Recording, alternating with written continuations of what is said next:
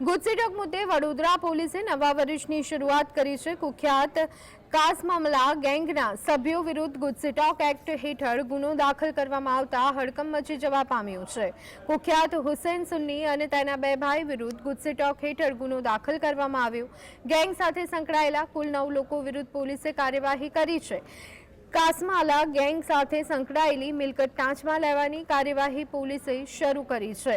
Organise criminal gang Karelibaug વિસ્તારમાં સક્રિય હતી। ખંડણી, લૂંટ, મારામારી જેવા ગુનામાં ગેંગ સક્રિય હતી। અગાઉ બિચ્છુ ગેંગ વિરુદ્ધ પણ ગુજસીટોક દાખલ કરવામાં આવ્યો હતો। વિસ્તાર છે જે ગુજસીટોકના ગુનાના કામે પકડાયેલા આરોપી છે એ આરોપીના ઘરનું સર્ચ કરવા માટે અને કોઈ વાંધાજનક વસ્તુ મળી આવે તો એ સીઝ કરવા માટે પંચો સાથે આ પંચનામું કરવા માટે અમે સાથે આવ્યા છીએ। કયા કયા વ્યક્તિઓના ઘર કયા વ્યક્તિઓ છે અને કયો એરિયામાં આવ્યા છો અત્યારે? જે હુસૈન અને એ જે 3 આરોપી જે ઓલરેડી કારેલીબાગ પોલીસ સ્ટેશનમાં પકડાયેલા છે એ સિવાયના જે બાકીના 5 આરોપી છે એ 5 આરોપીને અત્યારે અમે સાથે લાવ્યા છે। 1 બાય 1 એક-એકના ઘરે જશું। હજી પાંજરીઘર મોહલ્લામાં પણ એક ઘર છે, હાથીખાનામાં પણ છે, ત્યાં પણ અમે જશું।